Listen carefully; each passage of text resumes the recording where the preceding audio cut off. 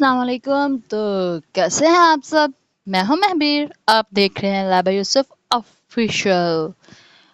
پیشگی معذرت قبول کرے کیونکہ قسط ذرا دیر آئی ہے، وہ سب مجھے لگتا نہیں ہے کہ کوئی اتنا انتظار میں ہوگا۔ 8ویں قسط آ گئی ہے کہ اب تک رسپانس نہیں ملا، بہت ہی ٹھنڈے ریڈرز ہے بھائی۔ تو بغیر کسی دیری کے شروع کرتے ہیں حصول عشق از قلم لابا یوسف قسط 8۔ وہ مکر کرتے ہیں مگر اللہ بہترین مکر کرنے والا ہے۔ مکر کے لفظی معنی تدبیر یا منصوبے کے ہوتے ہیں، اور مکر اور مکرو میں تھوڑا سا ہی فرق ہوتا ہے سوچا جائے تو۔ وہ پوری رات اس نے وہی گزاری تھی، دماغ اس چیز کو قبول نہیں کر پا رہا تھا، اور دل تو باغی ہوتا ہے۔ دل کہہ رہا تھا جو جیسے چل رہا ہے چلنے دو، مگر دماغ آنے والے خطروں کو محسوس کر رہا تھا۔ صبح دن چڑھے وہ نیچے آیا تھا۔ کمرے میں آیا تو زویا نہیں تھی۔ نیچے سے آتی آوازیں سن کر اندازہ ہو گیا کہ گھر کے مکین گھر آ چکے تھے۔ نہا کر تازہ دم ہو کر وہ اوندھے منہ بیڈ پر گرا تھا۔ دماغ تھکنے لگا تھا، کچھ ہی دیر میں وہ سو بھی گیا تھا۔ غنودگی میں اسے کچھ عجیب محسوس ہوا۔ بمشکل بھاری آنکھیں کھول کر دیکھا تو زویا اس پر جھکی تھی۔ اگر حواس میں ہوتا تو وہ فوراً اٹھ بیٹھتا، مگر وہ حواس میں نہیں تھا، پھر سے سو گیا تھا۔ دوبارہ اس کی آنکھ شور سے کھلی تھی۔ بمشکل بھاری ہوتے سر کو تھامتے اس نے جب سامنے دیکھا تو ابو اس کی طرف بہت غصے سے بڑھ رہے تھے، اور امی روتے ہوئے انہیں روک رہی تھی۔ دماغ بیدار ہونا شروع ہوا تھا۔ ابو کے پیچھے دروازے کے پاس زویا کھڑی تھی۔ اس کی آنکھوں کی وہ چمک، لبوں پر مسکراہٹ اور چہرے پر فاتحانہ سا تاثر۔ کبیر کے دماغ میں گھنٹیاں بجنے لگی تھی، پھر اس کے کانوں میں سسکنے کی آواز پڑی تھی۔ اس نے گردن موڑ کر دیکھا تو گھر کی چھت جیسے اس کے سر پر گری تھی۔ بیبو غیر آرام دہ حلیے میں اس کے بیڈ کے پاس فرش پر بیٹھی دونوں گھٹنوں میں سر دیے رو رہی تھی۔ کبیر بوکھلا کر پیچھے ہوا تھا۔ اگلی نظر اس کی خود پر گئی تھی۔ اس کی شرٹ وہ نیلی سے سفید کیسے ہو گئی؟ پھر وہ جگہ جگہ سے پھٹی ہوئی تھی، کہیں پر لپسٹک کے بے ڈھنگے سے نشان تھے۔ اس نے اپنے بازو دیکھے جہاں ناخنوں کے نشان تھے۔ پھر دماغ نے پروسیس کرنا شروع کیا تو ابو اس کی جان لینے کے در پر تھے۔ وہ مسلسل وہی چند فکرے دہرا رہے تھے جو پوری زندگی سنے تھے۔ میں اس خبیث کی جان لے لوں گا۔ بلقیس میری عزت ہے، اس کی ہمت کیسے ہوئی میری عزت کو داغدار کرنے کی؟ ابو نے امی کو دھکا دیا تھا اور اس تک پہنچے تھے اور اسے گریبان سے پکڑ تھپڑ رسید کیا تھا۔ وہ مزمل سے ایک طرف گرا تھا۔ ابو نے گریبان سے پکڑتے اسے گھسیٹا تھا۔ وہ اسے گالیاں دے رہے تھے، مار رہے تھے، گھسیٹ رہے تھے، اور پھر انہوں نے اسے حال میں لا کر پٹکا تھا۔ وہ صدمے کی حالت میں اس کے ساتھ کھنچتا چلا گیا تھا۔ جب انہوں نے اسے پٹکا تو وہ جیسے ہوش میں آیا تھا۔ تو یہ تھی زویا میڈم کی چال۔ سوچ کر وہ کرب سے ہنسا تھا۔ اس کا ہنسنا ایسا تھا جس سے سب حیران ہوئے تھے۔ یہ ناہنجار ہمیں ذلیل کر کے ہنس رہا ہے۔ ابو اس کی طرف بڑھے تھے اور اس سے پہلے کہ وہ اسے مارتے کبیر نے ان کا ہاتھ پکڑ لیا تھا۔ انہوں نے ہاتھ نیچے کر لیا تھا۔ جب اولاد باپ کا ہاتھ پکڑتی ہے تو یا تو باپ کو غصہ آتا ہے یا وہ وہی اپنی بے بسی پر اپنی موت خود ہی مر جاتا ہے۔ غصہ وہ کر چکے تھے اور اپنی موت مرتے وہ خود کو دیکھ رہے تھے۔ پوری زندگی آپ عورتوں کی کٹ پتلی بن کر گزار دیجیے گا۔ کبیر کی بات ایسی تھی کہ وہ ایک لمحے کو الجھ گئے، پھر جلال میں اس کی طرف بڑھے تھے۔ اب کی بار کبیر نے اس کا ہاتھ نہیں پکڑا تھا، بس ان کے تھپڑ کو ڈاج کیا تھا، مگر پھر اگلا تھپڑ اس سے بھی شدید تھا۔ وہ اسے مار رہے تھے جب کبیر کی اگلی بات نے ان کے ہاتھ روکے تھے۔ اگر مجھے کچھ کرنا ہوتا تو میں آپ کو اتنا بے وقوف لگتا ہوں کہ تھالی میں سجا کر خود کو آپ کے سامنے پیش کر دیتا۔ صرف ایک لمحے کو وہ رکے تھے، پھر اسے مارنے لگے کہ امی سامنے آ گئی۔ ابو نے پھر امی کو پلے دھکیلا تھا، مگر وہ گرتی اس سے پہلے زویا انہیں پکڑ چکی تھی۔ اب یہ خالو نے غلط کیا تھا، مارے وہ اس جونگ کو دھنک کے رکھ دے، مگر خالہ کو اب چوٹ لگ سکتی تھی۔ آپ کو کبیر کی بات سننی چاہیے، اس کا انداز قطعی تھا۔ میں اس کا قتل کر دوں گا۔ میری بہن کے سامنے منہ دکھانے کے قابل نہیں چھوڑا اس نے مجھے۔ وہ چلائے تھے، ان کا سانس پھول رہا تھا، مگر وہ پھر بھی کبیر کو مارنے کے لیے آگے بڑھے تھے۔ کبیر مار کھانے کے لیے تیار ہو گیا تھا، مگر زویا آگے ہوئی تھی۔ اور ان کا ہاتھ ہوا میں ہی رک گیا تھا۔ کبیر نے حیرت سے اسے دیکھا تھا۔ پوری زندگی آپ کی بہن ہی یاد رہی ہے آپ کو؟ پہلے آپ کو خالہ نظر نہیں آئی اور اب اپنی سگی اولاد نظر نہیں آ رہی۔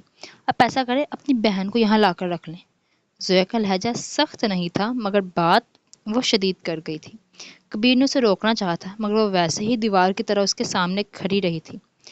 اس نے زیادتی کا نشانہ بنایا ہے بلقیس کو اور تم اس کا ساتھ دے رہی ہو، وہ غصے سے بولے تھے۔ آپ ایک نظر ذرا اپنی چہیتی بلقیس کو دیکھیں۔ انہوں نے ریلنگ کے پاس کھڑی بلقیس کو دیکھا۔ وہ یوں سب کا دھیان اپنی طرف آنے پر گھبرا گئی تھی۔ اس کے چہرے پر ایک بھی نشان نہیں۔ اگر کپڑے پھاڑنے سے ریپ ہو جاتا ہے تو ابھی اگر میں اپنے کپڑے پھاڑ کر آپ پر الزام لگا دوں تو؟ اس کی بات شدید تھی۔ وہ سب اسے دیکھ کر رہ گئے تھے۔ یہ کون تھی؟ اتنی پر اعتمادی سے یہ بات کرنے والی ہمدانی کی وہ کمزور سی بیٹی تھی جو ان کے سامنے کبھی بولی نہیں تھی۔ وہ اپنے قدموں پر چل کر باہر آ گئی ہے۔ پوری صبح یہ کبیر کے کمرے میں کیا کرتی رہی تھی؟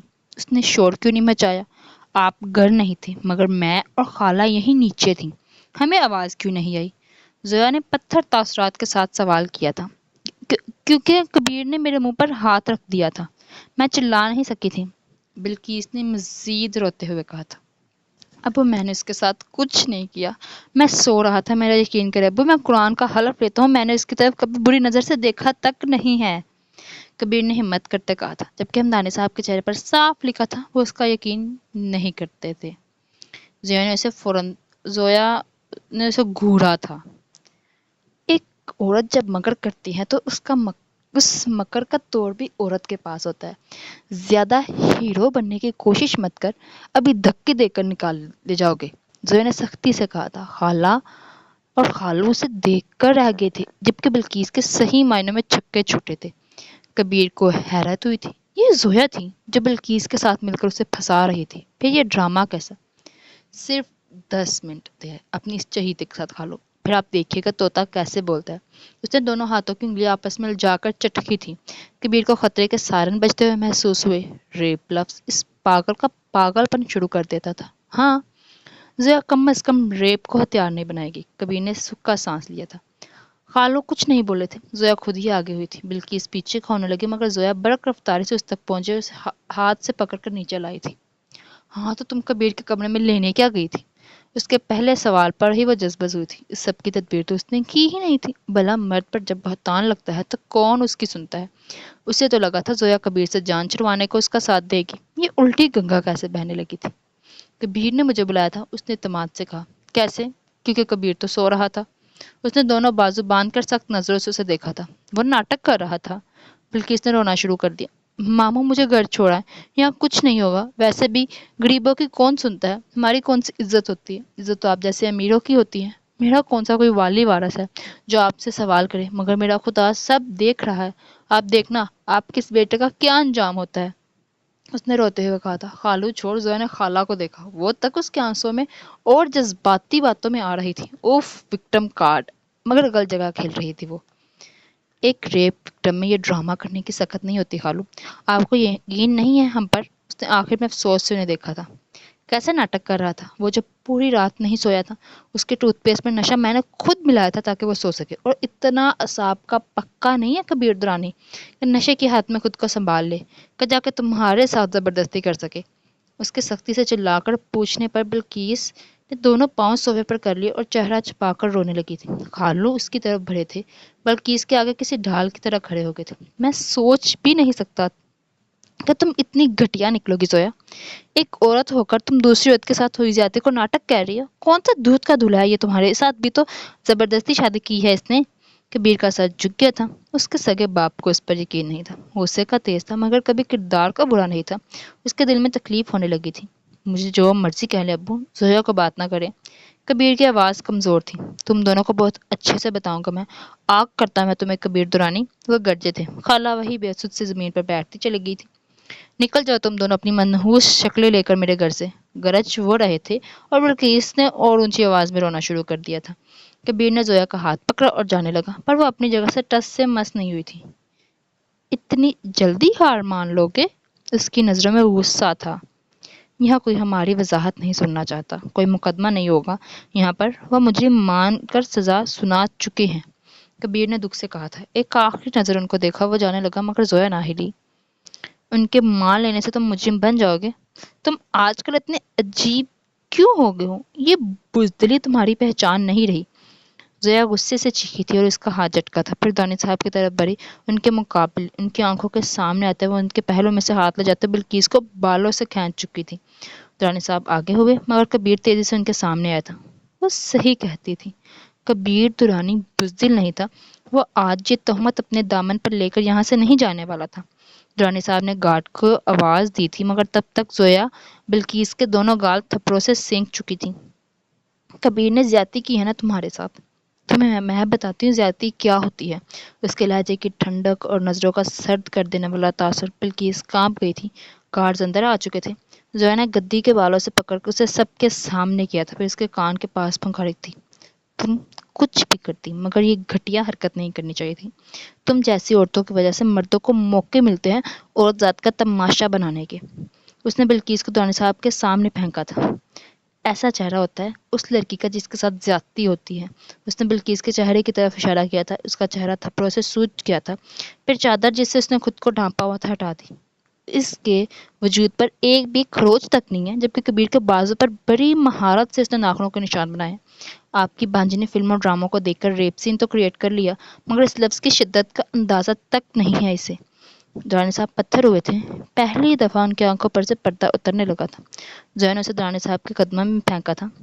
کیمرے لگے ہیں نا آپ کے گھر میں، تو کبھی دیکھے گا کتنی دفعہ اس کی گھٹیا حرکتوں کو برداشت کیا ہے کبیر نے۔ مرد کو اس عورت کے ساتھ زبردستی کرنے کی کیا ضرورت پیش آ سکتی ہے جو خود اس کو ہر وقت دستیاب ہو؟ غصے سے اس کا چہرہ سرخ پڑ رہا تھا۔ کبیر نے اس کا ہاتھ پکڑ لیا۔ زویا نے اس دفعہ اس کا ہاتھ جھٹکا نہیں تھا۔ آئندہ یہ کھیل کھیلنے سے پہلے اپنی تیاری کر لینا، اس نے کہا اور کبیر کا ہاتھ تھام کر اسے باہر لے آئی۔ بلکیس فرش پر گری رو رہی تھی، اس کے آنسو سچے تھے، اسے سچ میں تکلیف ہو رہی تھی۔ زویا کے تھپڑ شدید تھے، مگر دورانی صاحب نے اسے نہیں دیکھا تھا۔ وہ اس کے پاس سے گزرتے اپنے کمرے کی طرف بڑھ گئے تھے۔ خالہ بھی کبیر کے کمرے کی طرف بڑھ گئی تھی۔ انہوں نے سب جانتے بھی ایک لمحے کو صحیح مگر کبیر کا یقین نہیں کیا تھا۔ آج کی رات اس سوگ کے نام۔ بلکیس ویسے ہی گری تھی جیسے سب چلے گئے تھے تو اسے ہوش آیا۔ وہ فرش پر ہاتھ مارے چیخی تھی، یہ کیا ہو گیا تھا؟ یہ تو منصوبہ نہیں تھا، اسے تو کبیر سے نکاح کر کے اس گھر میں رہنا تھا۔ اس پر اس گھر کے دروازے ہمیشہ کے لیے کیسے بند ہو سکتے تھے؟ جس نے گھر کال کی تھی اور اپنی ماں کو بتایا تھا، جو سب میں اس کے ساتھ شریک تھی، امی وہ زویا، وہ مکر گئی۔ اس نے صاف لفظوں میں کہا تھا وہ میرے راستے میں نہیں آئے گی، مگر وہ مکر گئی، اس نے کبیر کو بے گناہ ثابت کروا دیا۔ وہ چیختے ہوئے بول رہی تھی۔ جواب میں اس کی ماں نے اسے گالیاں دینی شروع کر دی تھی۔ اس نے غصے سے کال کاٹ دی۔ اس کی ماں کو بس اپنے بھائی کی دولت نظر آتی تھی، تار تار ہوتی اس کی روح نہیں۔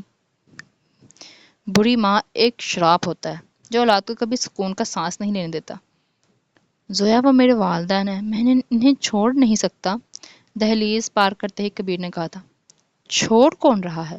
ڈرامہ کرو، 2 دن میرے گھر پہ رہتے ہیں، خود ہی الٹے پاؤں آئیں گے ہمیں لینے، لیکن ایسے واپس گئے تو پھر گھر کی مرغی دال برابر ہی رہے گا۔ آج یہ بیبو تھی اور انکل تمہیں دھکے دے کر نکال رہے تھے، کل کو کوئی اور ہوگی، تم پھر مار کھا کر گھر سے نکل آؤ گے۔ زویا نے سنجیدگی سے دیکھا تو وہ مسکرا دیا، پھر اس کی نظر اپنے کپڑوں کی طرف گئی تھی۔ ایسے جاؤں گا تو تمہارے گھر تو محلے والوں نے پکڑ کر دھو دینا ہے مجھے، میں پریشانی سے بولا تو زویا ہنستی تھی۔ پھر گارڈ کو بول کر اس نے کبیر کی ایک شرٹ منگوائی تھی۔ وہ گھر آئے تو ہمدانی خاندان بما دردانہ وہیں موجود تھے۔ وہ جیسے مہمان خانے میں داخل ہوئے سب کی ہنسی خاموشی میں بدل گئی تھی۔ کبیر کے چہرے پر موجود نشانات آدھی کہانی بتا رہے تھے، آدھی کبیر نے خود بتا دی۔ مجھے انکل سے اس قدر حماقت کی توقع نہیں تھی، وہ دور اندیش شخص ہے، اس نکمی لڑکی کی سازش نہ پہچان سکے۔ دردانہ کو افسوس ہوا تھا، وہ صرف بزنس کے معاملات میں دور اندیش ہے، خاندانی لحاظ سے جب پھپھو یا بلکیس اپنی غربت اور بے مانگی کا رونا روتی ہیں ان کا سب نظر آنا بند ہو جاتا ہے۔ یہ بھی کہ 2 دفعہ وہ انہیں ان کا حصہ دے چکے ہیں جسے پھپھا چوہے میں لٹا چکے ہیں۔ کبیر نے افسوس سے کہا تھا۔ اس کا رونا چھوڑے بھائی، آپ بتائیں دادا جان کی کیا حالات ہے اور آپ یہاں کیوں ہیں؟ زویا نے بات کا رخ بدلا تھا۔ کبیر بھائی تو تمہیں لے کر یہ جا وہ جا ہوئے تھے، مگر پیچھے ناشتہ پھر مکلاوے کی رسمیں تو رہتی تھی، اس لیے ابو بھائی بھابھی کو یہاں لے آئے۔ جو آپ جیا کی طرف سے آیا تھا۔ کبیر کو شرمندگی ہوئی تھی، مگر جب دردانہ نے مسکرا کر اسے دیکھا تو وہ بھی مسکرا دیا تھا۔ دادا جان ابھی خاموش ہے، راوی چین ہی چین لکھ رہا ہے، مبشر نے مسکرا کر کہا تھا۔ تھوڑی دیر باتوں کا سلسلہ چلا مگر کبیر کمرے میں آ چکا تھا۔ کمرے میں آ کر اس نے اپنی شرٹ اتاری اور آئینے میں اپنا عکس دیکھا تھا۔ اس کے باپ نے اسے مارنے سے پہلے ایک دفعہ بھی اس سے نہیں پوچھا تھا کہ وہ قصوروار ہے بھی کہ نہیں۔ اس صاف شفاف ماضی ہونے کے باوجود، اس کی زویا کے لیے محبت جاننے کے باوجود اس کے باپ نے اس پر یقین نہیں کیا تھا۔ یہ دکھ پوری زندگی اس کے ساتھ رہنے والا تھا۔ زویا کو لگ رہا تھا کہ اس نے کبیر کو نقصان سے بچا لیا تھا، مگر جو نقصان باپ بیٹے کی محبت اور اعتماد کا ہوا تھا وہ ناقابل تلافی تھا۔ اس کے باپ نے اسے مارا تھا۔ اپنے وجود پر موجود زخموں کی تکلیف زیادہ تھی یا دل میں ہوتے درد کی، وہ اندازہ نہیں لگا سکا تھا۔ وہ انہی سوچوں میں گم تھا جب اپنے زخموں پر جلن محسوس کرتے ہوئے چونکا تھا۔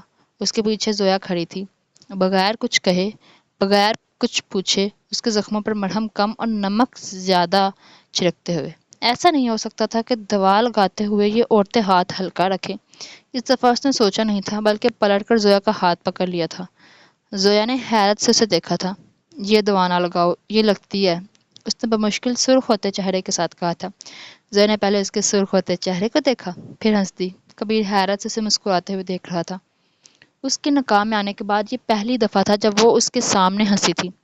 دل کا درد جیسے کم ہونے لگا تھا۔ زویا نے دوا بدل دی، وہ بھی خاموشی سے بیٹھ گیا۔ زویا نے اس کے چہرے کی طرف ہاتھ بڑھایا تو کبیر نے روک لیا۔ میں کر لوں گا، اس نے نرمی سے کہا تھا۔ زویا کے ماتھے پر بل پڑے تھے۔ اب تمہاری میل ایگو کو کیا تکلیف ہوئی ہے؟ وہ غصے سے بولی تھی۔ کبیر نے اس کا ہاتھ چھوڑ دیا۔ تمہارے سامنے پہلے کبھی میل ایگو دکھائی ہے جو اب کر لوں گا؟ میں بس ویسے ہی کہہ رہا تھا، وہ نرمی سے بولا تھا، اور زویا کے تاثرات نرم پڑے تھے۔ تم نے مجھے کیوں بچایا؟ چاہتی تو پھنسنے دیتی، تمہارے راستے آسان ہو جاتے، ابو خود ہماری طلاق کروا دیتے، اس نے سوال کیا تھا۔ زویا نے فرسٹ ایڈ کا ڈبہ بند کیا، دراز میں رکھا اور اس کے ساتھ بیٹھ گئی۔ کبیر نے دیکھا کچھ بدل گیا تھا۔ وہ جو اس کے ساتھ ایک چھت تلے رہنے پر آمادہ نہیں تھی، وہ اس کے پہلو میں بیٹھ رہی تھی۔ میں نے کبھی طلاق کا لفظ اس کا ذکر نہیں کیا کبیر، یہ تم سب نے خود ہی مفروضہ بنا لیا ہے۔ میں نے جب بھی کہا الگ ہونے کا کہا تھا، کیونکہ مجھے مستقبل نظر نہیں آ رہا تھا۔ کبیر نے اس کی طرف دیکھا جو نرم تھی۔ زویا اس کے لیے کبھی ایسی نہیں ہوئی تھی، وہ تو اس کے لیے ہمیشہ سرد دیوار کی طرح رہی تھی، اور مجھے تو میں ہمیشہ ایک روشن مستقبل ہی نظر آتا تھا۔ زویا کو اس کے الفاظ نے چونکنے پر مجبور کیا تھا۔ تم نے مجھ سے شادی کیوں کی تھی؟ یہ مت کہنا کہ محبت یا ضد، یہ ایسی وجوہات نہیں ہے کہ تم عمر بھر کا فیصلہ لیتے، وہ بھی اس حد تک جا کر۔ محبت کیوں نہیں؟ کبیر نے اس کی آنکھوں میں دیکھا تھا۔ یہ پر اعتمادی سے پہلے نظر کیوں نہیں آئی تھی؟ شاید وہ خود سوچ پاتا تھا کہ زویا میں اعتماد نہیں ہو سکتا تھا۔ محبت پاگل لوگوں کا کام ہے کبیر، تم مجھے اتنے پاگل نہیں لگے تھے۔ اس کے جواب پر وہ ہنس دیا تھا۔ ٹھیک کہتی ہو، میں نے بہت سوچ سمجھ کر یہ قدم اٹھایا تھا، یا یہ کہوں کہ صرف اپنے بارے میں سوچ کر قدم اٹھایا تھا۔ شروع سے ہی مجھے دو آپشن دیے گئے تھے، بلقیس یا زویا۔ زویا مجھے ہر لحاظ سے اچھی لگی تھی، بلقیس کے ساتھ میری زندگی کیسی ہوتی، امی ابو جیسی۔ وہ دکھ سے ہنسا تھا۔ زویا اسے دیکھ کر رہ گئی تھی۔ شادی ون وے ٹریک نہیں ہوتا، مگر ابو نے ہمیشہ اپنی ہی کی تھی۔ کسی بھی معاملے میں امی سے مشورہ یا ان کی رائے لینا ضروری نہیں سمجھا، ہمیشہ خود کو عقل کل سمجھا تھا۔ اس میں ساری غلطی ابو کی بھی نہیں تھی، امی نے بھی کبھی اپنے حق میں آواز نہیں اٹھائی تھی۔ پہلے دادی کی ہر بات برداشت کرتی رہیں، پھر پھپھو کی ہر سازش، اور ابو صدا کے آنکھوں پر پٹی باندھ کر گھومنے والے، کبھی معاملے کی تحقیق ہی نہیں کی۔ وہ اب برے انسان نہیں ہیں، مگر اچھے شوہر نہیں تھے۔ بلکہ اس کے ساتھ میری زندگی بھی ویسے ہی گزرتی، کیونکہ وہ بھی امی کی طرح کسی بات پر اختلاف نہیں کرتی تھی۔ پھر پھپھو کی بھی پوری زندگی سر پر مسلط رہتی۔ ایسے میں میرے بچوں کا مستقبل بھی میرے جیسا ہوتا، ان کو بھی خود سے جنگ لڑنی پڑتی، کبھی اپنے غصے سے، کبھی بے بسی سے، کبھی اپنے ہی باپ کے خلاف، یا کبھی اپنی ماں کو سمجھاتے ہوئے ان کا اپنا دماغ کام کرنا بند کر جاتا۔ مجھے ایسا شخص چاہیے تھا جو میرے غلط کو غلط کہتا، اور تم کہتی ہو وہ بات الگ ہے کہ تمہارے نزدیک میں ہمیشہ غلط ہی ہوتا ہوں۔ وہ ہنسا تھا اور زویا بھی ہنستی تھی۔ ایسا نہیں تھا کہ مجھے اور لڑکیاں نہیں مل سکتی تھی، مگر کوئی تمہاری طرح امی سے محبت نہیں کر سکتی تھی، کوئی تمہاری طرح ابو سے ضد نہیں منوا سکتی تھی۔ میں لڑ کر اپنی بات منوانا جانتا تھا، مگر تم شروع سے ابو کو قائل کر لیتی تھی۔ پھر تم مجھے بے بس کرنا جانتی تھی۔ ہاں، مجھے اس بات پر غصہ آتا ہے کہ میں تمہارے سامنے بے بس ہو جاتا ہوں، مگر ایک شادی کو اچھے طریقے سے نبھانے کے لیے یہ ضروری ہے کہ مجھے ہمیشہ تمہارے کھو جانے کا ڈر رہے۔ جس چیز کے پاس ہونے کی گارنٹی مل جائے اس کی قدر کم ہوتی رہتی ہے۔ پھر تم میری اولاد کو اچھی تربیت دیتی، انہیں بزدل نہیں بناتی۔ جیسے تم میرے آگے ڈٹ جاتی ہو، میری اولاد بھی دنیا کے سامنے لڑنے کی ہمت رکھتی۔ بزدل مائیں جرأت مند بیٹے پیدا نہیں کرتی، بزدل مائیں اپنی بیٹیوں کو بھی بزدل ہی بنا دیتی ہیں۔ میں خود غرض ہوں، اس وقت میں خود غرض ہو گیا تھا۔ میں نے تم سب کے بارے میں نہیں سوچا تھا۔ اس نے زویا کو دیکھا جو ہنس رہی تھی۔ کبیر کو حیرت ہوئی تھی۔ میں نے کبھی اتنے دور کی نہیں سوچی تھی کبیر، تمہیں سوچنا چاہیے تھا۔ اولاد اپنے ماں باپ خود نہیں چن سکتی، مگر تم چن سکتی تھی۔ مجھے چننے کا حق کبھی ملا ہی نہیں کبیر۔ ابو ہی ہمیشہ ہمارے سب فیصلے کرتے تھے۔ سمیر سے شادی کے وقت بھی ابو نے فیصلہ کیا اور میں نے مان لیا کہ شادی تو کرنی ہی تھی، آج نہیں تو 10 سال بعد صحیح۔ تھوڑا وقت لگتا مگر میں اس کو سمجھ کر اپنے فیصلے منوا لیتی۔ ایسا نہیں کہ میں ابو کو قائل نہیں کر سکتی تھی، مگر کس کے لیے؟ تم میں مجھے ابو کی وہی بری عادت نظر آتی تھی، فیصلے مسلط کرنے والی۔ میں نے کبھی کسی پر اپنا فیصلہ مسلط نہیں کیا، ہمیشہ قائل کیا ہے۔ مجھے اس میں کوئی برائی نہیں لگتی ہے۔ میرا باپ بہت اچھا ہے کبیر، ایک اچھا شوہر، ایک اچھا باپ۔ وہ ہمارے لیے خود کو فراموش کر دیتے ہیں، پھر ان کی بات ماننے میں کیسی قباحت محسوس کرنا۔ انہیں ہمارے فیصلے کر کے خوشی ملتی ہے۔ میں چاہتی تھی دنیا میں ایک مقام حاصل کرنا، مگر وہ مقام پانے کے لیے مجھے میرے باپ کو جھکانا پڑتا۔ مجھے یہ قیمت منظور نہیں تھی۔ میری وجہ سے میرے باپ کی گردن ہمیشہ فخر سے بلند رہی ہے۔ تمہارے معاملے میں میں چاہتی تھی کہ وہ فیصلہ کرے۔ تم سے شادی ان کی مجبوری تھی، خواہش نہیں تھی۔ مجھے میرے باپ کو مجبور دیکھنا اچھا نہیں لگتا۔ وہ مجبور ہوئے تمہاری وجہ سے۔ اس دن تمہاری وجہ سے ان کا سر جھکا تھا، یہ بات میں زندگی میں کبھی نہیں بھول سکتی ہوں۔ کبیر کے دل پر ہاتھ پڑا تھا، کیا وہ اسے چھوڑ دے گی؟ میرے باپ نے مجھے کبھی تنہا نہیں چھوڑا، تب بھی نہیں جب لوگ پاگل خانے بیچ دیتے ہیں، لہٰذا کہ میں پاگل نہیں تھی۔ زویا نے کندھے جھکائے تھے۔ ہر پاگل کو یہی لگتا ہے۔ کبیر کی زبان پھسلی تھی۔ زویا نے اسے گھورا تھا۔ پاگل تو تم بھی ہو، غصہ آنا، بغیر سوچے سمجھے فیصلہ کرنا، جہاں بولنا چاہیے وہاں چپ کر جانا، بے وصول مار کھانا۔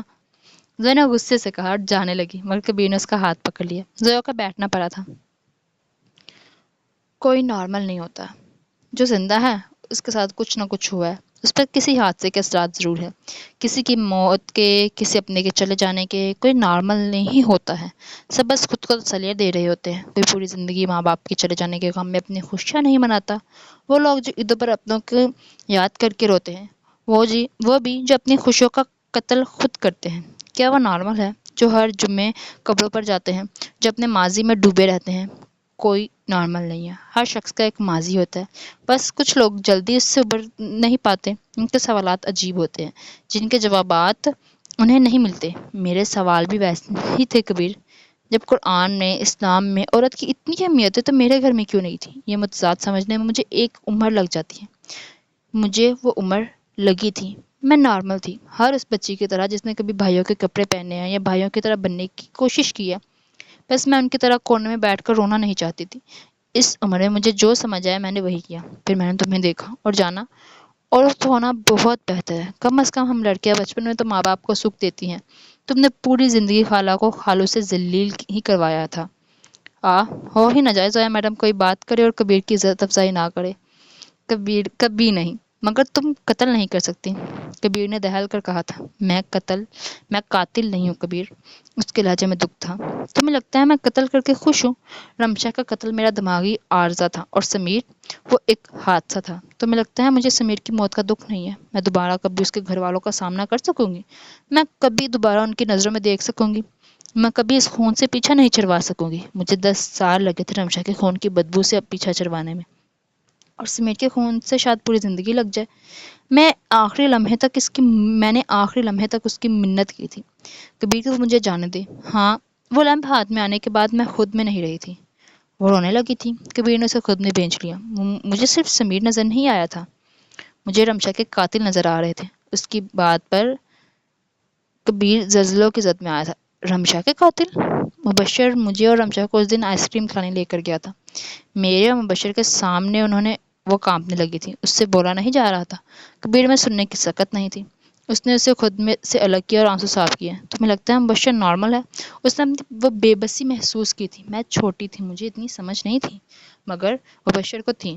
وہ بڑا تھا، وہ میری نسبت اعصاب کا پکا تھا. میں ابو کے سامنے بکھر گئی، وہ کبھی نہیں بکھرا. رمشا کے مرنے سے پہلے تک وہ ان سب کو انجام تک پہنچا چکا تھا. بدلے میں اسے تخت ملا تھا، دادا جان کا غیرت مند پوتا.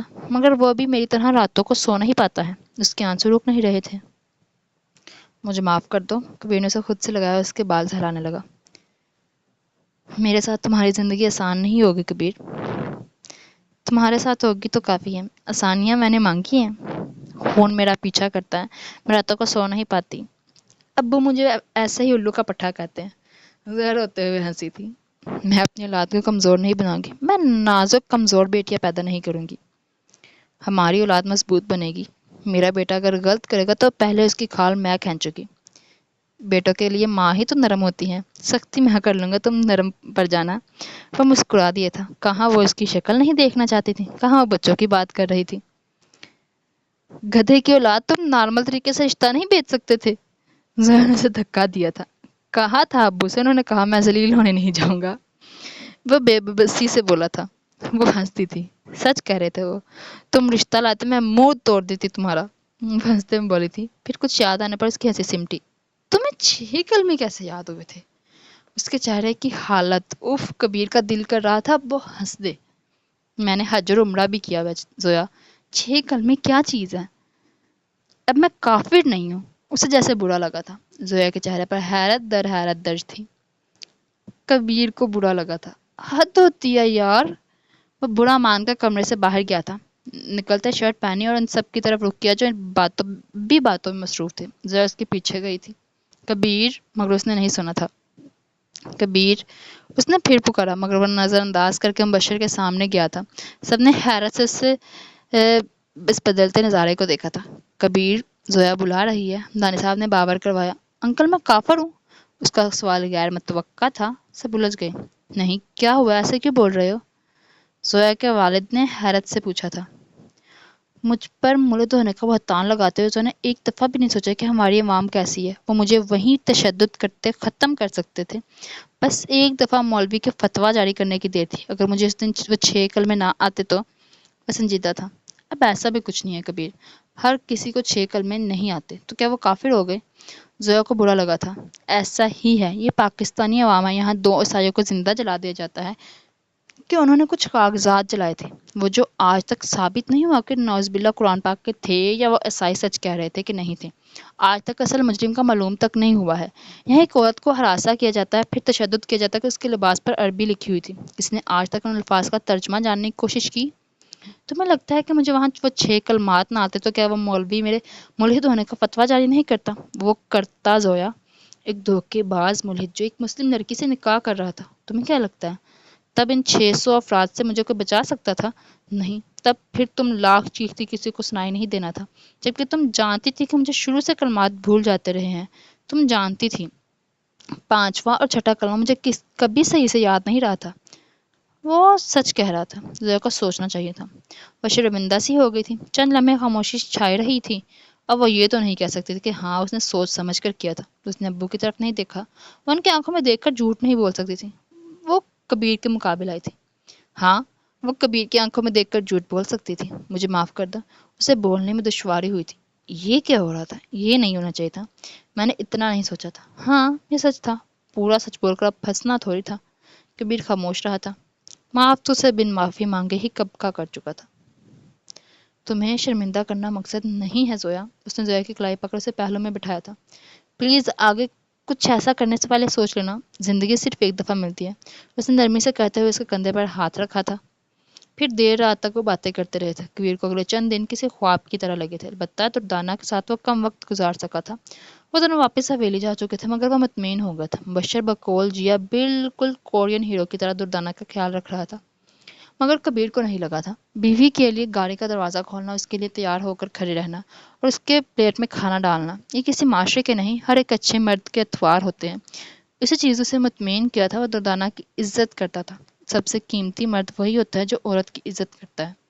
باورچی خانے میں مصروف زویا اور جیا سب کے لیے کھانا تیار کر رہی تھی. جب زویا کی بات پر آٹا گوندتی جیا کے ہاتھ رکے تھے.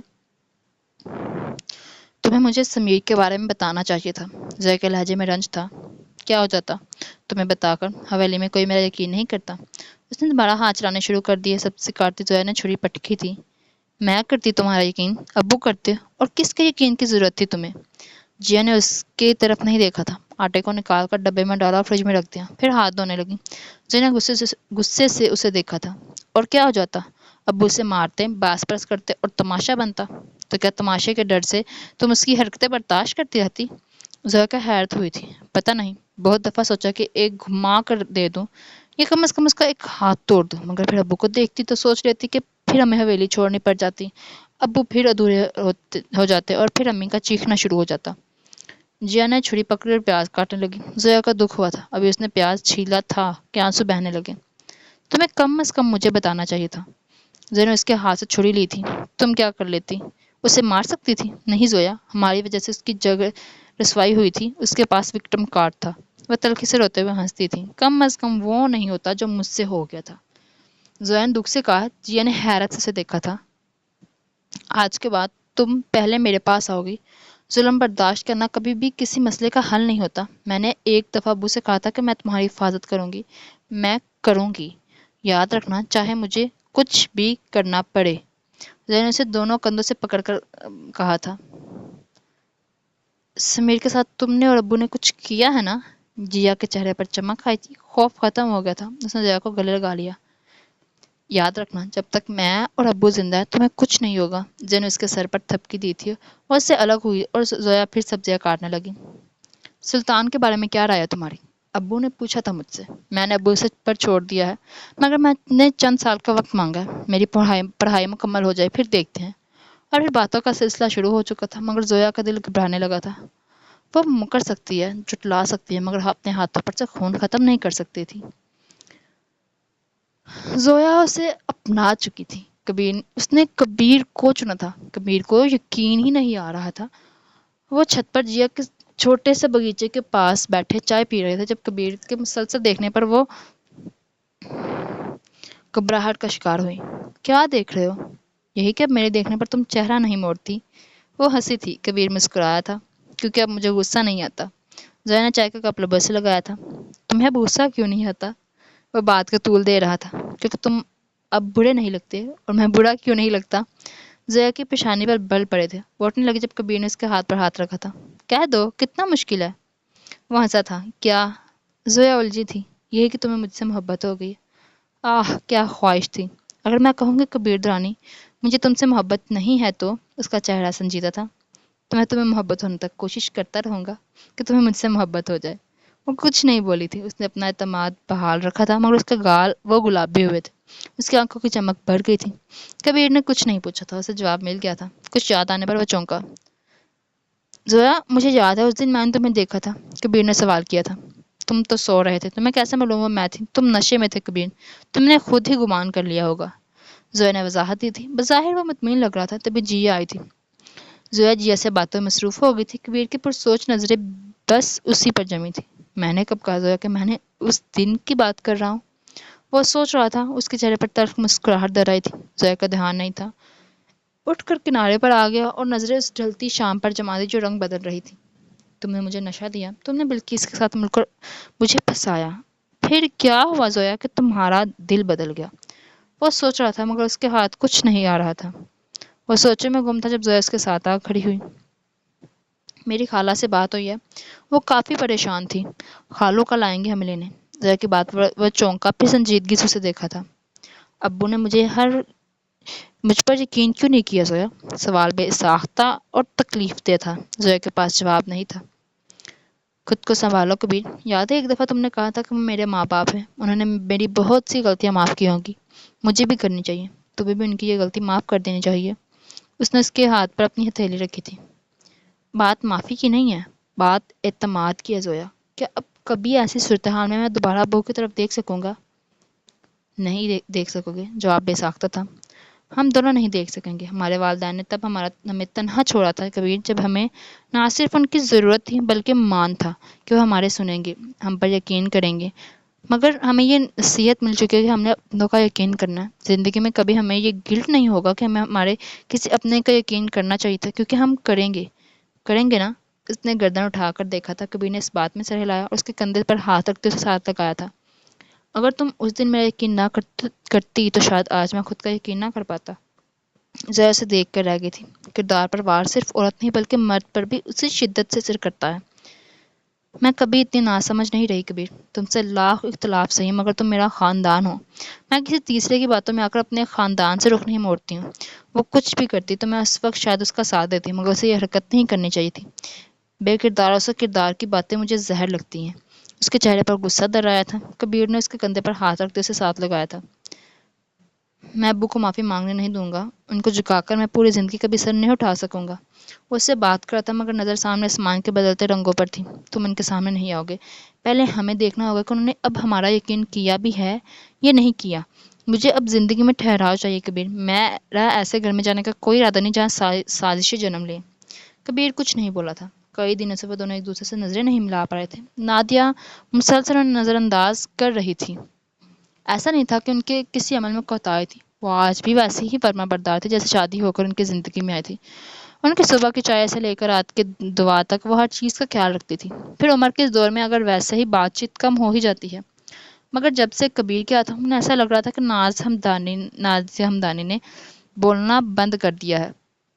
پھر کبیر کا وہ جملہ کسی طرح ذہن سے نہیں نکل رہا تھا. اب پوری زندگی عورتوں کی کٹ پتلی بن کر رہے گے. ایسا تو نہیں تھا. جو انہوں نے اپنے خاندان کے لیے نہیں کیا تھا. ان کو ہر آسائش دی تھی، معاشرے میں ایک مقام بنا کر دیا تھا، عزت دی تھی. بس یہی تو ہوتا ہے. ہاں، زندگی کو اگر ریوائنڈ کرے تو کچھ فیصلہ پر انہیں دکھ ضرور تھا، مگر وہ بھی ان دونوں کی بھلائی کے لیے کیے تھے. یہی سوچ کر انہوں نے خود پر سے تمام بوجھ اتار دیے تھے. شام کی چائے پیتے ہوئے نادیہ کو ہی دیکھ رہے تھے جو مالی کے سر پر کھڑے باغ کی صفائی کروا رہی تھی. یہ کروڑوں کا گھر، یہ برانڈڈ لباس اور ہر چیز، یہ حاصل کرنے کے لیے انہوں نے خود کو مشین ضرور بنایا تھا، مگر انہیں افسوس نہیں تھا. کم از کم ان کی گردن ہمدانی صاحب کے آگے جھکی تو نہیں تھی.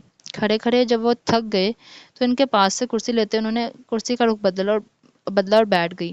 مگر مالی پر سے نظر نہیں ہٹائی. کہیں وہ کام چوری کے چکر میں کچھ چھوڑ نہ دے. تمہیں لگتا ہے کبیر مجھے معاف کر دے گا؟ وہ گھر لوٹ آئے گا؟ ان کے سوال پر بھی وہ پلٹی نہیں تھی. وہ میری اولاد ہے، وہ معاف کر چکا ہوگا. آپ کل اسے لینے جا رہے ہیں اور وہ آ جائے گا. ان کا رخ دوسری طرف تھا. وہ ان کے تاثرات نہیں دیکھ سکے تھے، مگر لہجے میں جو یقین تھا وہ مطمئن ضرور ہو گئے تھے. وہ میری بھی اولاد ہے. انہیں پہلا جملہ پسند نہیں آیا تھا. اپنی اولاد کو کوئی یوں جانوروں کی طرح نہیں مارتا. ان کے لہجے میں غصہ در آیا تھا. درانی صاحب حیران ہوئے تھے. وہ سب غلط فہمی میں ہوا تھا. ان کو اپنا بیان کھوکھلا لگا تھا. ناظر نے کوئی جواب نہیں دیا تھا. وہ وہاں سے اٹھ کر اندر چلی گئی تھی. درانی صاحب کو برا لگا تھا. ٹھیک ہے، اب ان کی اولاد کے ساتھ انہوں نے غلط کیا ہے. ایک ماں سے یہی رد عمل کی توقع کی جا سکتی ہے. جب کبیر گھر آ جائے گا تو وہ بھی ٹھیک ہو جائیں گی. انہوں نے کندھے چکائے تھے اور اخبار کھول لیا تھا. وہیں نادیہ اسٹور روم کی جانب گئی تھی. طریق کمرے میں موجود وہ واحد بلب جلایا جس کی روشنی ناکافی تھی. انہوں نے گرد سے ہٹے ہوئے اس پرانے طرز کے بنے اس لکڑی کے صندوق کو کھولا تو گرد سے انہیں کھانسی آ گئی تھی. بلب کی زرد روشنی گئی صندوق کے اندر موجود سامان پر پڑ گئی اور اس میں موجود چھوٹی باربی فراک، لڑکیوں کے کپڑے، کھلونے اور بہت سی چیزوں کو بآسانی دیکھا جا سکتا تھا. انہوں نے وہ فراک پکڑی اور اسے سینے سے لگا کر مسکرا دی. پھر باری باری وہ تمام چیزیں نکال کر باہر رکھنے لگی. ہر ایک چیز کو انگلیوں کے پوروں سے چھو کر محسوس کرتی اور ہنس دیتی، یہاں تک کہ ان کی آنکھیں نم ہونے لگی. پھر اس صندوق میں سے کچھ کاغذات باہر نکالے تھے. ان کی پریگننسی رپورٹ. پھر وہ رو دی تھی. میری عمر گزر گئی خسارے گنتے گنتے اور انہیں کبھی پچھتاوا بھی نہیں ہوا. روتے ہوئے وہ ہنستی تھی. پھر تمام چیزیں واپس صندوق میں رکھ دی اور آنسو صاف کیے اور باہر آ گئی. اس بھرے سے گھر کے ساتھ بہت سی ذمہ داریاں بھی آ گئی تھیں. درانے صاحب کو کبھی نظر نہیں آئی اور جن کو پورا کرتے ہوئے ان کا پورا دن گزر جاتا تھا مگر وہ پوری نہیں ہوتی تھی. اپنے کمرے کی کھڑکی سے درانے صاحب کو دیکھتے ان کے چہرے پر وہی سنجیدگی لوٹ آئی تھی. میں نے کئی سال یہ سوچتے گزار دیے کہ آپ نے کبھی میرا اعتبار کیوں نہیں کیا. میں نے آپ سے کبھی جھوٹ نہیں بولا تھا. پھر آپ نے اپنی اولاد کا اعتبار بھی نہیں کیا. بد کردار تو میرا بیٹا بھی کبھی نہیں رہا تھا. میں اب یہ بوجھ ڈھوتے ڈھوتے تھک گئی ہوں. آج نادیہ ہر وہ امید چھوڑ رہی ہیں کہ آپ کو کبھی اپنے کیے پر شرمندگی محسوس ہوگی، یا کبھی آپ کو اندازہ ہوگا کہ آپ نے خود اپنی اولاد کا قتل کیا ہے، یا کبھی آپ کو اس رشتے کی قبر نظر آئے گی. اب میں دعا کرتی ہوں آپ کو کبھی معلوم نہ چلے، آپ بے خبر رہیں، اور پھر آخرت میں جب آپ پر آگاہی کا وہ لمحہ آئے گا تو میں آپ کو معاف نہیں کروں گی۔ پھر انہوں نے آگے پردے کھسکا دیے۔ بہت سے کام تھے جن میں وہ خود کو مصروف رکھ سکتی تھی۔ صبح سے کئی دفعہ زویا کبیر کے پاس چکر لگاتے اسے سمجھا رہی تھی کہ اگر خالو شرمندہ نہ ہوئے تو وہ ان کے ساتھ نہیں جائے گا، مگر جب درانی صاحب آئے تو ان کے چہرے پر شرمندگی کا شین بھی موجود نہیں تھا۔ زویا نے کے آنکھیں دکھانے کے باوجود کبیر ان کے پاس آ کر بیٹھ گیا تھا، اور جب انہوں نے چلنے کا کہا تھا وہ چل بھی دیا تھا۔ اس لمحے زویا کا دل کیا اس کی گچی مروڑ دے۔ گھر پہنچ کر بھی سب نارمل ہی رہا تھا۔ اگلے دن وہ آفس جانا بھی شروع کر چکا تھا۔ دوپہر کا وقت تھا، خالہ بانجی اسکرین کے آگے بیٹھی بڑے اطمینان سے فلم دیکھ رہی تھی، ساتھ باتیں بھی گا رہی تھیں جب دورانی صاحب تشریف لائے۔ سر درد کی شکایت انہیں گھر لائی تھی، وہ جو ان دونوں کے بے خبر ہوئے چھوڑ کر آرام کرنا چاہتے تھے۔ زویا کے بعد ان کے قدم جکڑ لیے تھے۔ خالو اپنی تخلیق کی گئی دنیا میں رہتے ہیں، وہ کبھی اس دنیا سے باہر جان کر حالات کو نہیں دیکھیں گے۔ زویا کے لہجے میں افسوس تھا۔ زیادہ گزر گئی ہے، تھوڑی رہ گئی ہے زویا، وہ میں تم لوگوں کے سہارے جی لوں گی۔ ویسے بھی عورت کو مرد کی ضرورت جوانی میں ہوتی ہے، تب انہوں نے مجھے ہر امتحان میں تنہا چھوڑ دیا تھا، اور اب مجھے ان کے ساتھ کی ضرورت نہیں رہی۔ اگر کبھی کہیں مرد کی ضرورت پڑی بھی تو میرے پاس کبیر ہے۔ خالہ نے یوں کہا تھا جیسے انہیں کوئی دکھ نہ ہو، جیسے وہ کوئی کتاب پر لکھے الفاظ دہرا رہی ہوں۔ خالو کو غصہ آیا تھا، انہوں نے اپنے قدم ان کی طرف بڑھائے تاکہ ان دونوں سے باز پرس کر سکے، مگر زویا کی اگلی بات نے ان کے قدم زنجیر کیے تھے۔ خالو کو آج تک معلوم کیسے نہیں ہوا کہ انہوں نے ہی اپنی اولاد کا قتل کیا ہے؟ مرد کو غصے میں پتہ نہیں چلتا۔ اس رات جب وہ کام سے گھر آئے تو ہمیشہ کی طرح ان کی والدہ دھلے ہوئے برتن لے کر بیٹھ گئی تھی، جبکہ ڈاکٹر نے انہیں آرام کرنے کا کہا تھا۔ وہ پورا دن آرام ہی کرتی تھی، مگر جب دروازہ بجتا ان کو اور لوگوں کو دکھانے کے لیے کوئی نہ کوئی کام لے کر بیٹھ جاتی تھی۔ وہ کام کی وجہ سے پریشان تھے۔ پھر ماں نے آتے ہی کان بھرنے شروع کر دیے۔ 2 قدم آگے گئے تو بہن نے ظلم کی داستان سنا دی جو میں نے کیے تھے اور میرے فرشتوں کو بھی خبر نہیں تھی۔ تب میرا آخری مہینہ چل رہا تھا، میں جو ان کا انتظار کر رہی تھی کہ ڈاکٹر کے پاس چلے، درد میں ان کی شکل نہ دیکھ سکی اور شروع ہو گئی۔ انہیں میری یا بچے کی فکر نہیں تھی۔ ہماری بحث ہوئی اور پھر ان کا ہاتھ اٹھ گیا۔ وہ مجھے دھکا دے کر بغیر پیچھے دیکھے ماں کے پلو میں جا چھپے تھے۔ میں درد سے بے ہوش ہو گئی تھی۔ جب ہوش آیا تو ہسپتال میں تھی۔ میرے ہوش میں آنے سے پہلے ان کی ماں اور بہن انہیں کہانی بنا کر سنا چکی تھی کہ میں کتنی لاپرواہ ہوں، میں نے خود سے اپنے بچے کو مار لیا ہے، وغیرہ وغیرہ۔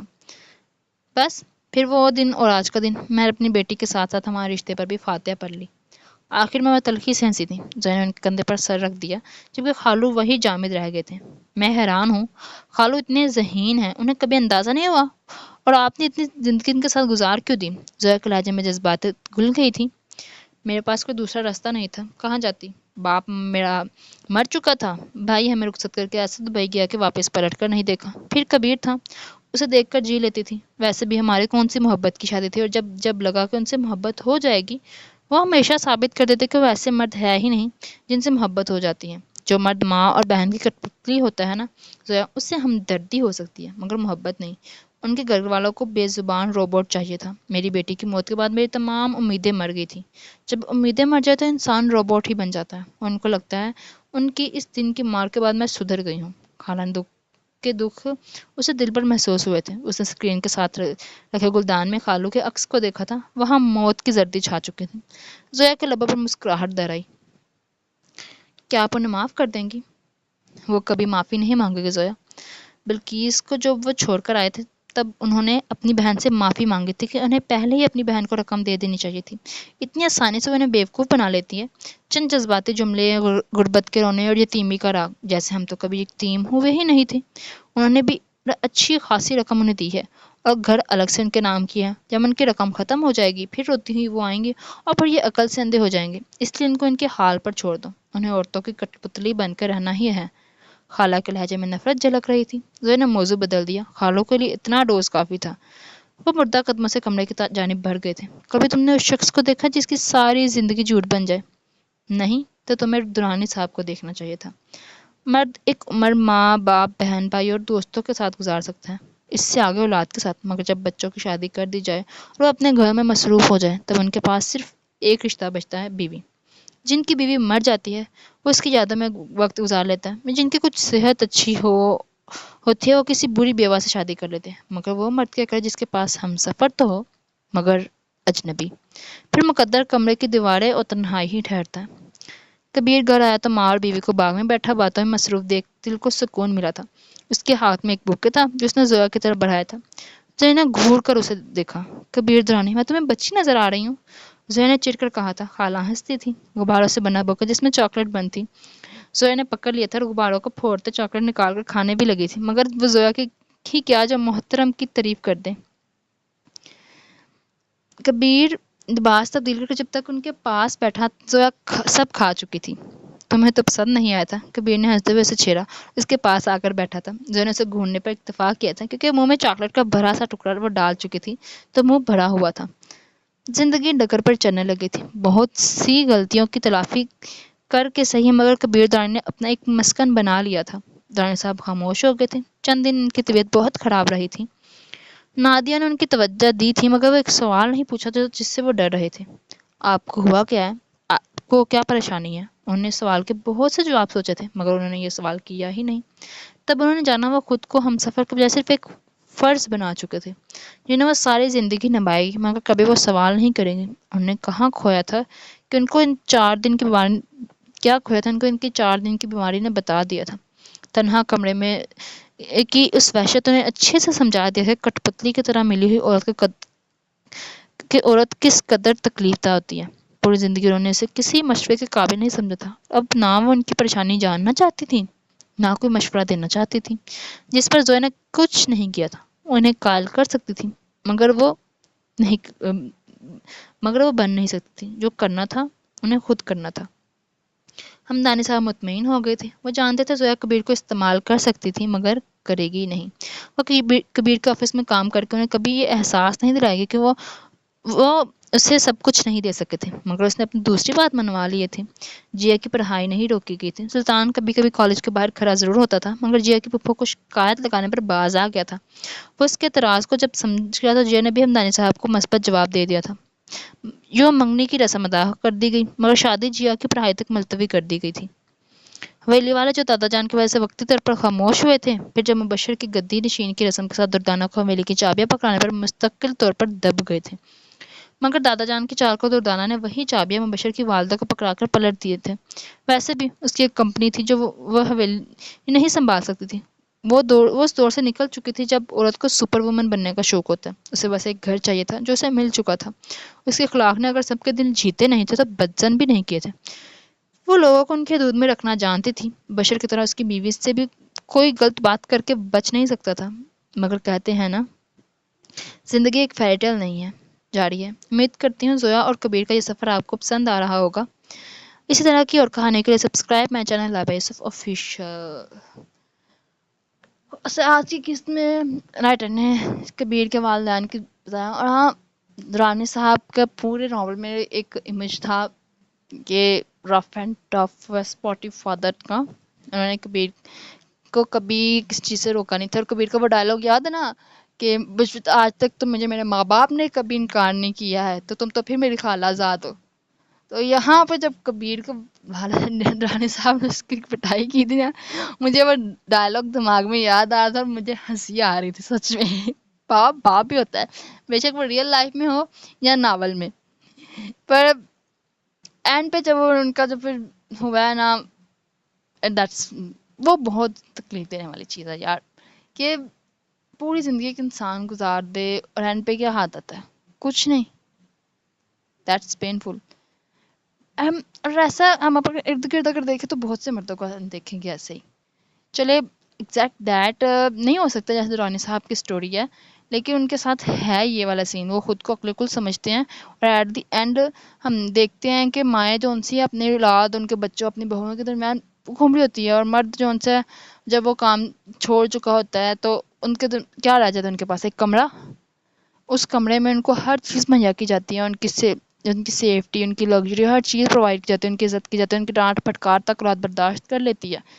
پر وہ کمرے کی تنہائی میں کہتی ہوں اس وجہ سے اکثر دیکھا جو مرد 70 کے دہائی پوری کر جاتا ہے نا 70 کا ہنسا وہ اینڈ پہ چڑچڑا ہو جاتا ہے. اس نے کبھی زندگی میں گالی نہیں نکالی ہوتی پر وہ گالی نکالنے لگ پڑتا ہے. وہ عجیب ہو جاتا ہے اور یہ عجیب اس کو تنہائی بنا دیتی ہے. اللہ سب کو ہدایت دے اور اس انجام سے بچائے. تو ملتے ہیں آپ کو اگلی قسط کے ساتھ. اللہ حافظ. یہ سیکنڈ لاسٹ ایپیسوڈ تھی، نیکسٹ لاسٹ ایپیسوڈ ہوگی. پلیز رسپانس دے. اتنی محنت سے رائٹر لکھتی ہے اور میں 50 منٹ ہو گیا مجھے بولتے ہوئے اور مجھے کوئی رسپانس نہیں ملتا. یقین کرے اتنا عجیب لگتا ہے اس بارے میں، بندہ ایگزاسٹڈ ہو جاتا ہے یار. کچھ تو اپریشیٹ بندہ کرے. کون سا آپ کے یہاں پہ کون سے پیسے جا رہے ہیں، صرف ایک کامنٹ، ایک لائک، اس سے تو اپریشیٹ ہو جاتے ہیں. چلو ملتے ہیں اگلی قسط میں. اللہ حافظ.